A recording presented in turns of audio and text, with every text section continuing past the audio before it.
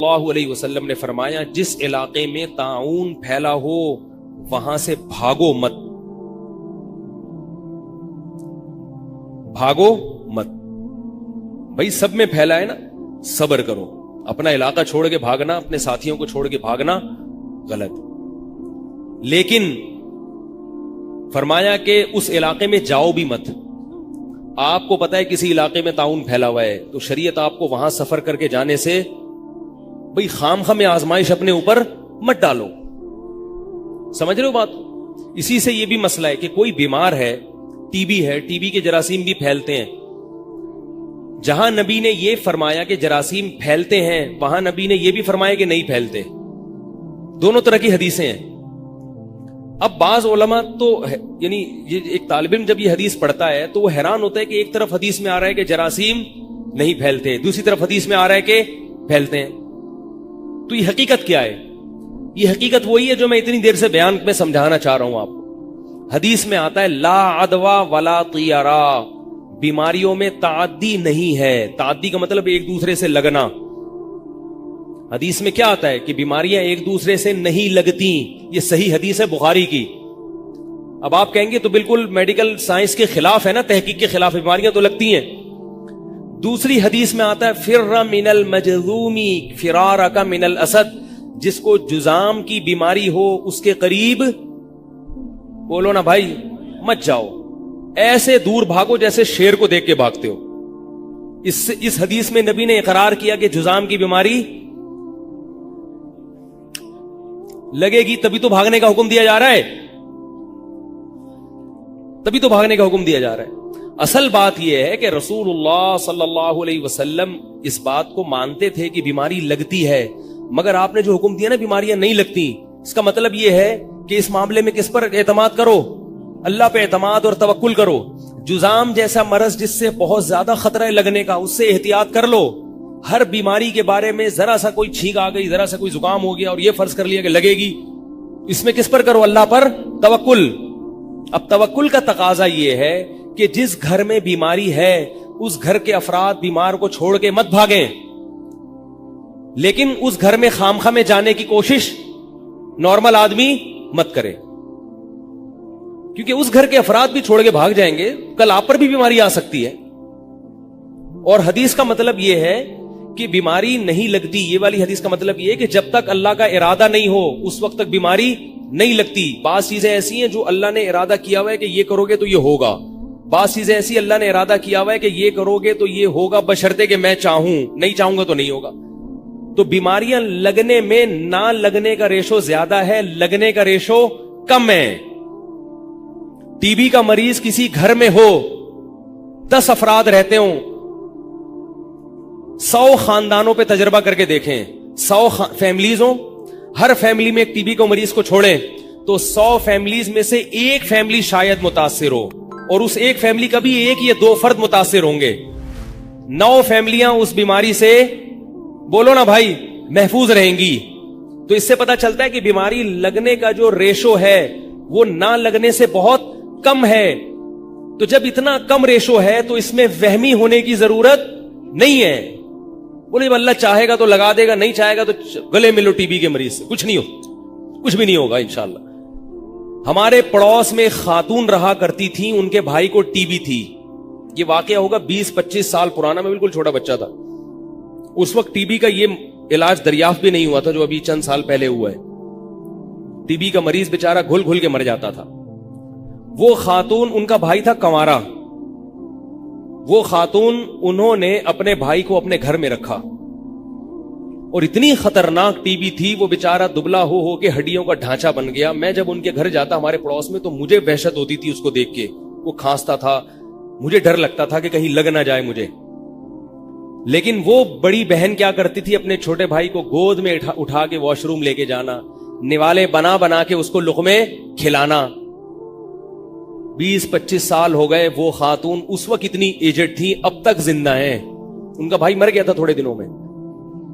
Doctor تو کہے گا کہ ٹی بی لگتی ہے، مگر شریعت سے بھی کچھ پوچھ لیا کرو، شریعت کیا کہے گی کہ بھائی ایسے موقع، بہن ایسے موقع پر اپنے بھائی کو چھوڑ کے مت بھاگے اور یہ سمجھے کہ ٹی بی نہیں لگتی۔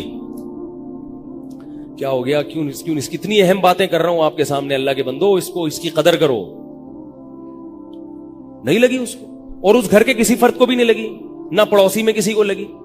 کتنی خطرناک ٹی وی. میں 100 دفعہ گیا ہوں گا ان کے گھر, اگرچہ میں پتلی گلی سے واپس آیا لیکن گھوم کے گیا تو نا وہاں سے, مجھے بھی نہیں لگی. آپ کے سامنے بیٹھا ہوں الحمدللہ, کئی سال ہو گئے.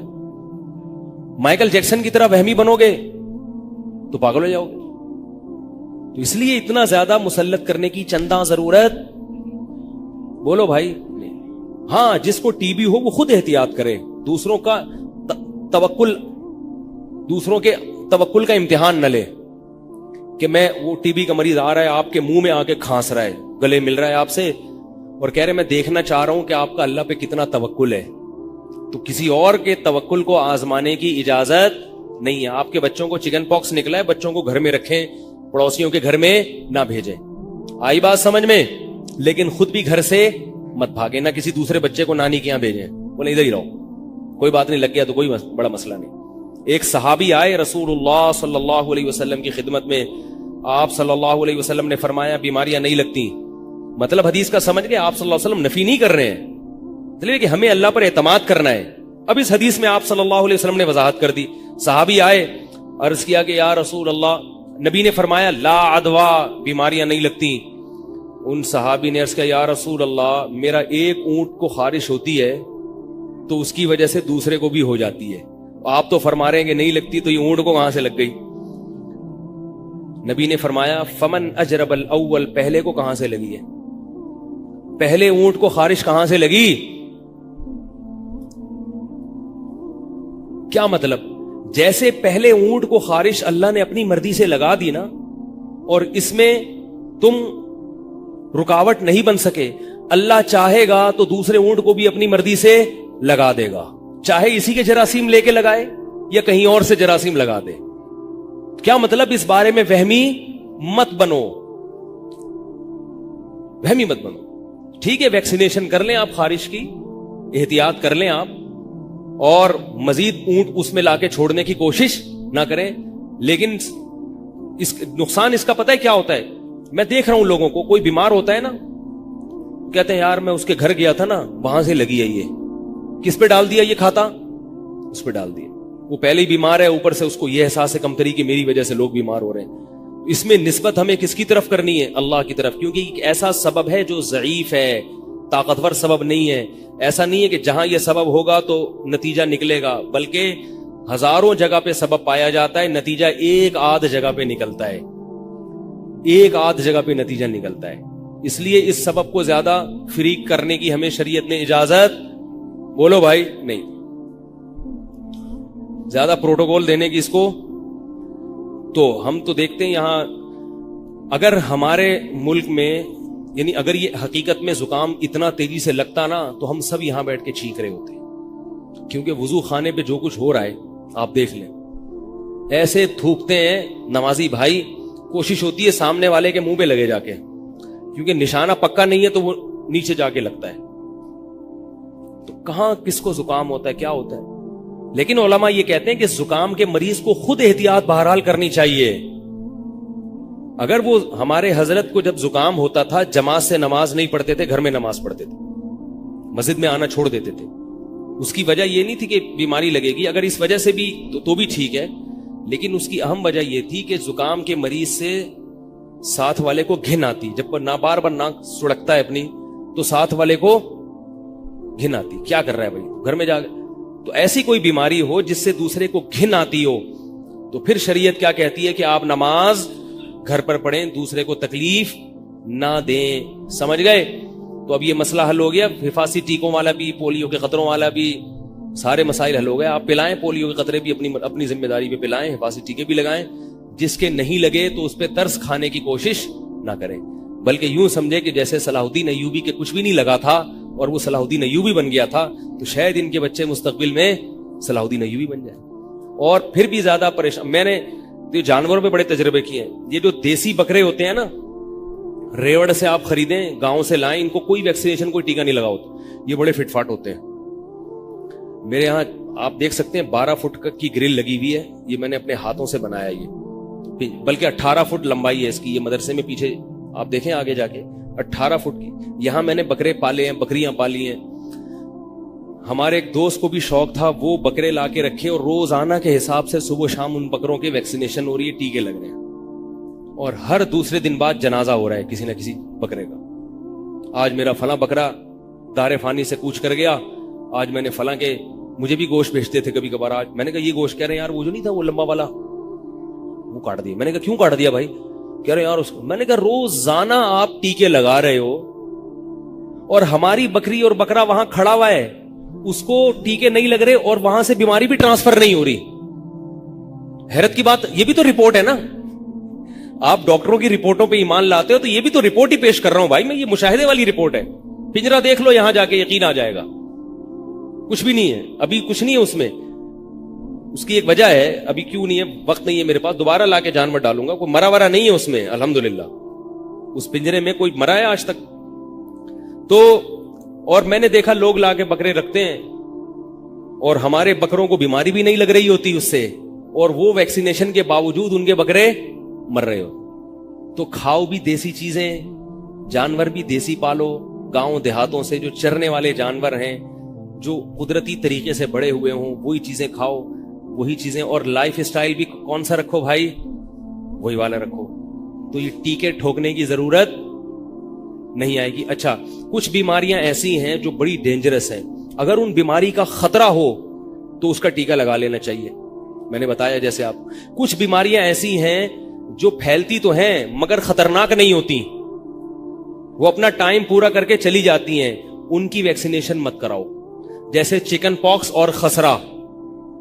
لوگ کیا کرتے ہیں, چکن پاکس پھیل رہا ہے تو بچوں کو ٹیکے لگوا لیتے ہیں چکن پاکس کے. نہ لگاؤ, کیونکہ چکن پاکس بچوں کے نکلتا ہے تو زندگی میں ایک ہی بار نکلتا ہے, اس کو بھرپور طریقے سے نکلنے دو, کیونکہ جو قدرت کے کام ہے نا اس میں ٹانگ اڑاؤ گے تو گڑبڑ ہوگی.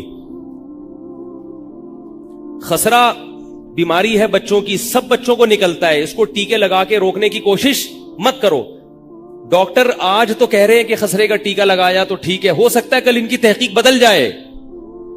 تو خسرہ تو صدیوں سے بچوں کو نکلتا چلا آ رہا ہے, اور خسرہ تو ایسی بیماری ہے, اچھی بیماری ہے, یہ تو بھرپور طریقے سے نکل کے ختم ہو جائے, یہ زیادہ اچھا ہے.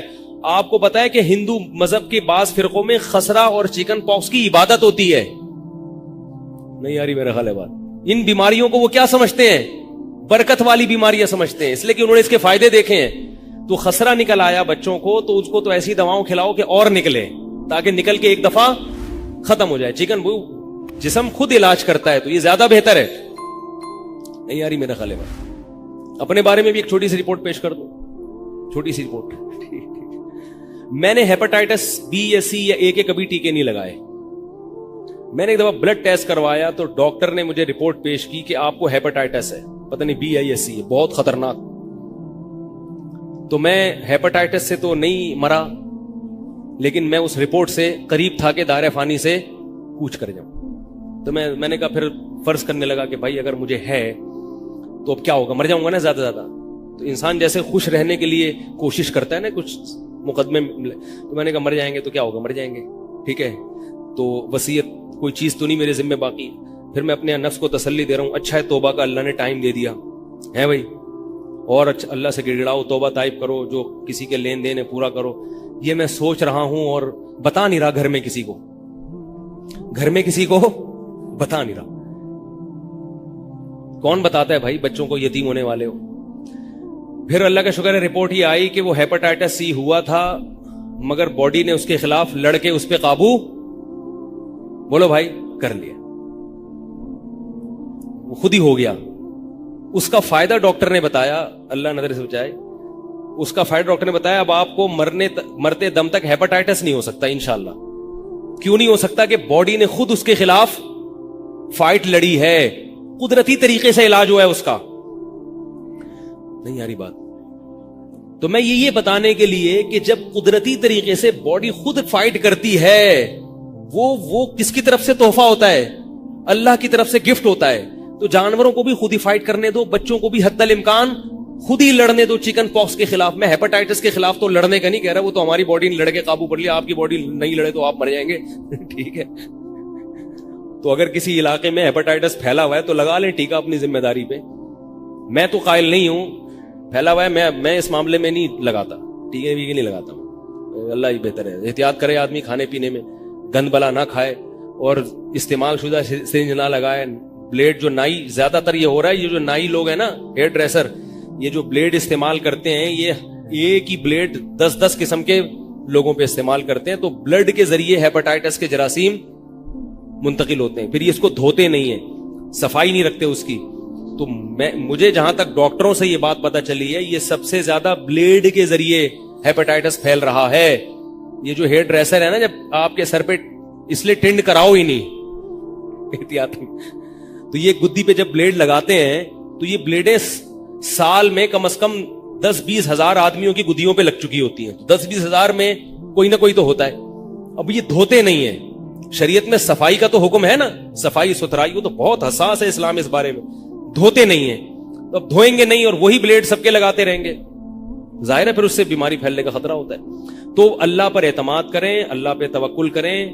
وہمی بننے کی چندہ ضرورت بولو بھائی نہیں ہے. اس سے